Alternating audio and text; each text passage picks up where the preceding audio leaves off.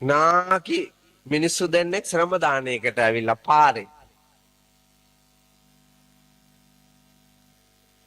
පාර දෙපැත්ත සුද්ධ කරනවා.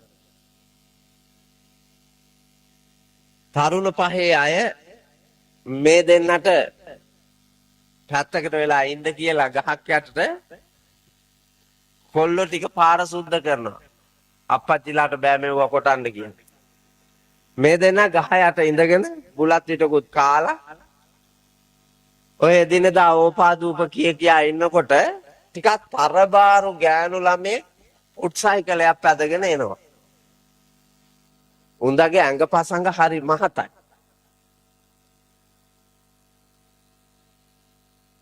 වැඩ කරන තැන නිසා කෙල්ල බැහැලා බයිසිකලේ තල්ලු කරන් යනවා. මේ නාකි දෙන්න අර ගෑනු ළමයා දිහා බලාගෙන ඉඳලා මෙහෙම යන්න ඇරලත් බැලුවලු. බලලා එක වයසක ලොක්කෙක් අනිත් ලොක්කට කියනවලු මස්සින ඉපදුනා කල් වැඩි ඈ.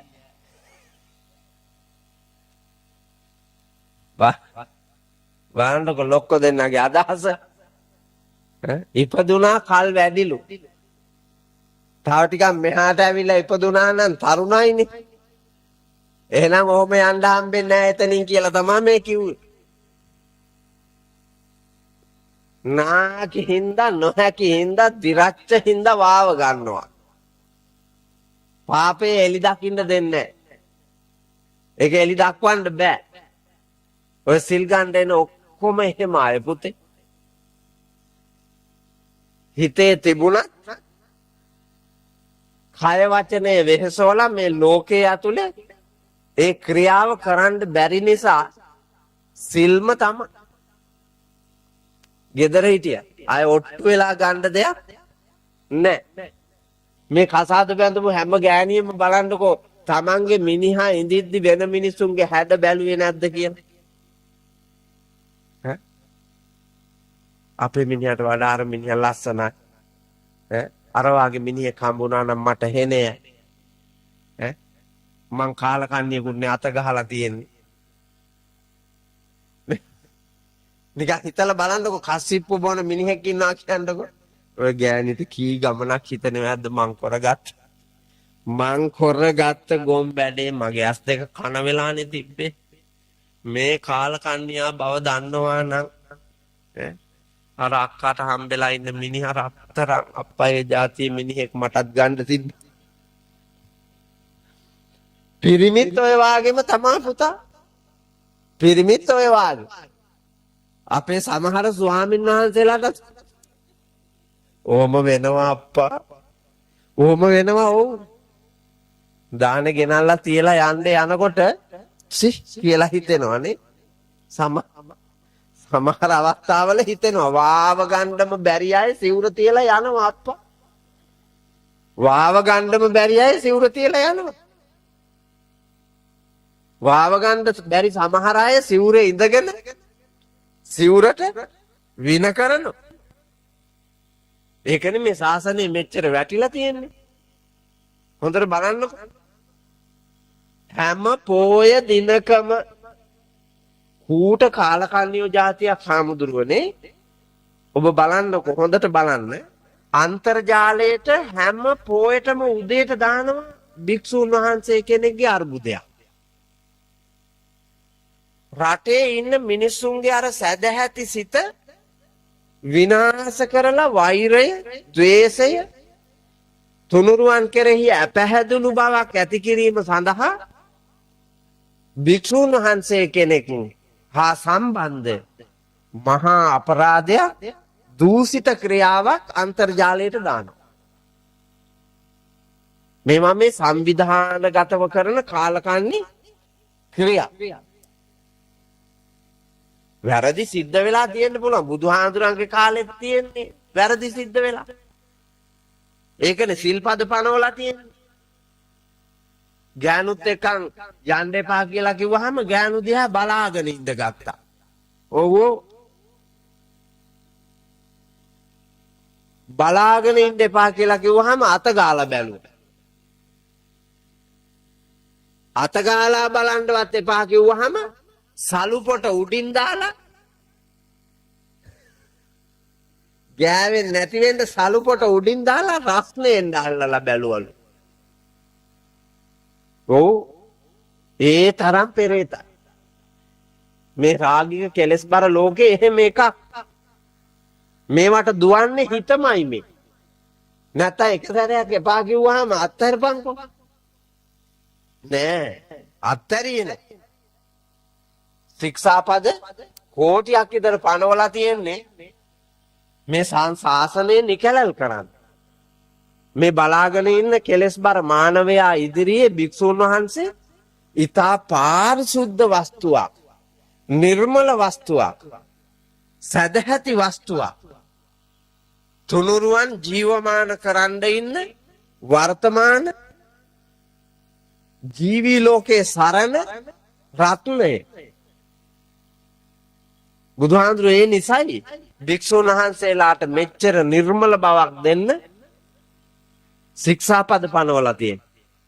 ගිහි පැවිදි අපි ඔක්කොටම කයයි වචනයයි දෙක සම්බර කරගන්න බැරි නිසා ලෝකයේ අපැහැදිලා ඉන්නවා.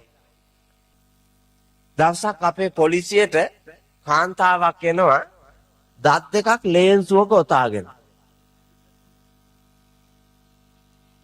පැමිණිල්ලක් දාන්න.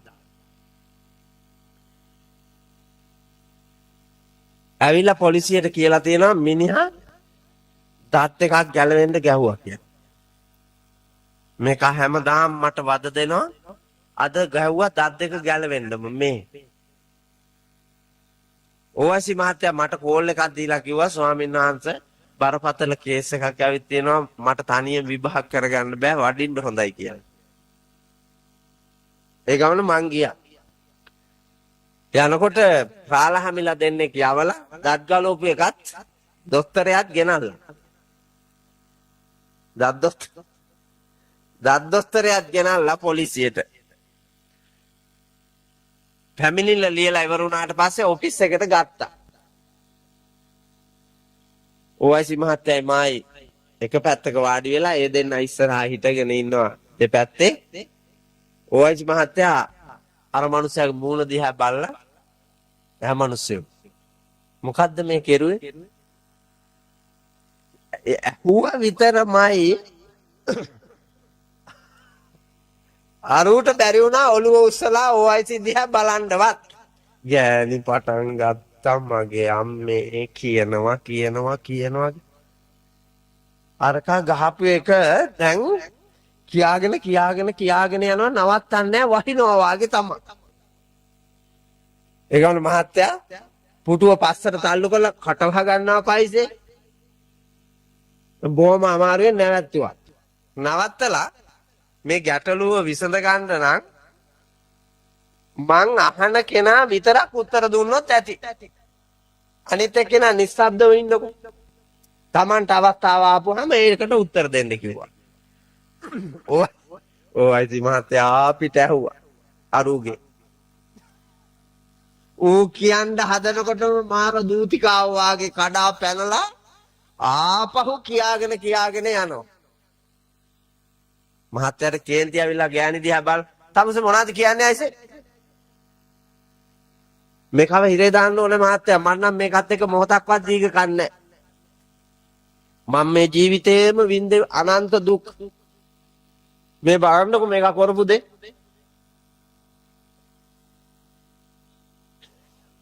මොනත් එක්ක මේක දානවා කූඩුවට මේක උසාවි දාන්න ලියනවා කියලා මිනිහා යවුවා කූඩුවට ගෑණිගෙන් ඇහුවා තමුසේගේ ඇත්තම මිනිහාද ඔය? ඔව් මහත්තයා. නිත්‍යානුකූලව කසාද බැඳපු මිනිහා? ඔව්. මේ ඒක හරි හොඳ මිනිහෙක් නේ.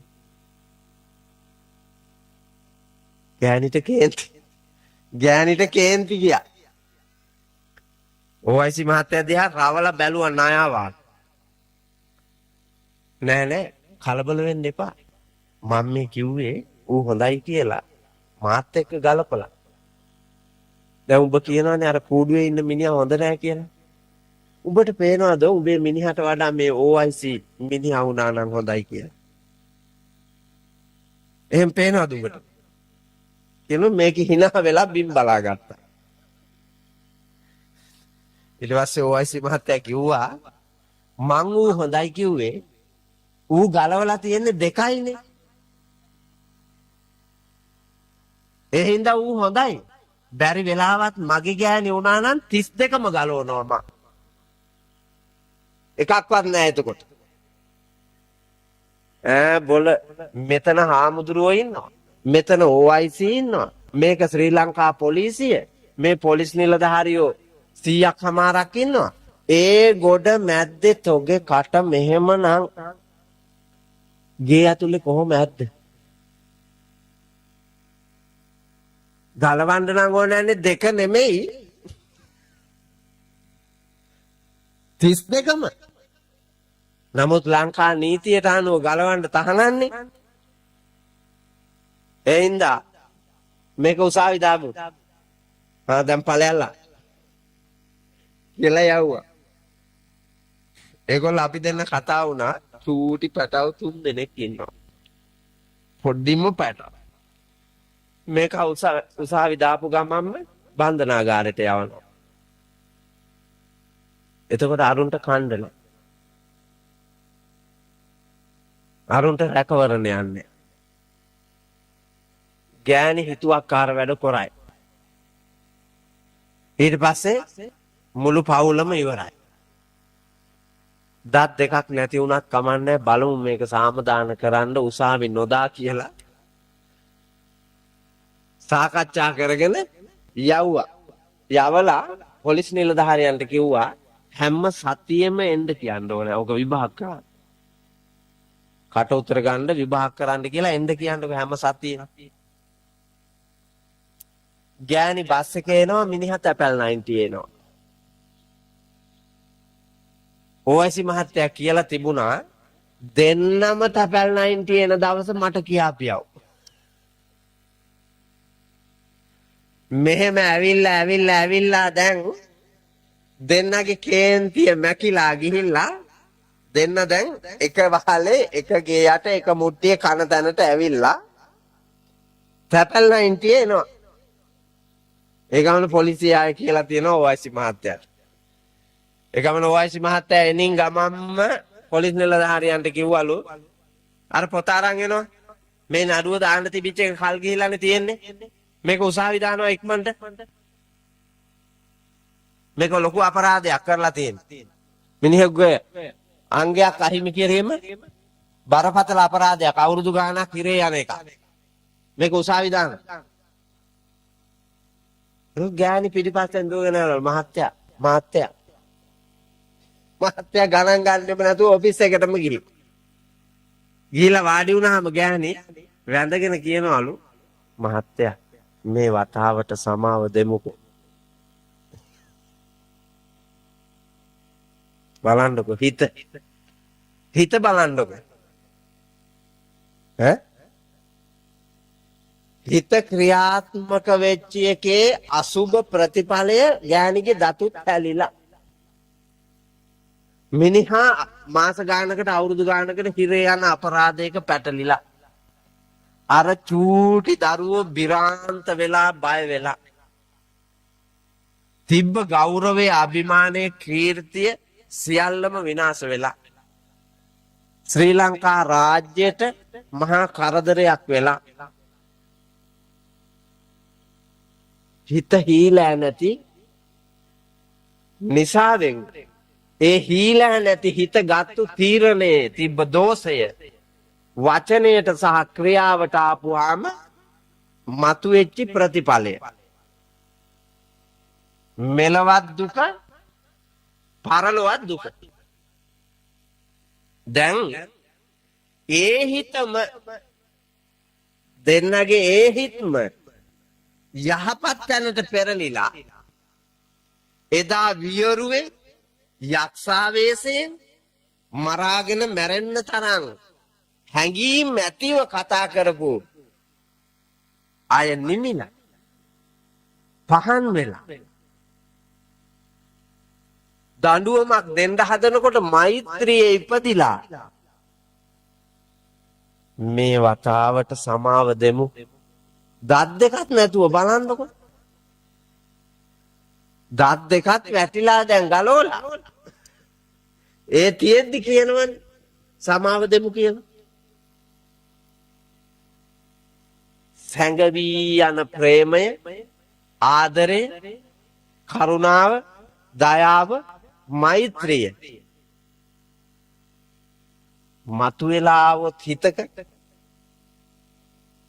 මොන දුකක්, කරදරයක්, බාධකයක්, පීඩාවක් ආවත් ඒක දරමින් අර මනුස්සකමම ඉදිරියට දානවා. මේකට ස්ත්‍රී පුරුෂ ભેදයක් නැහැ.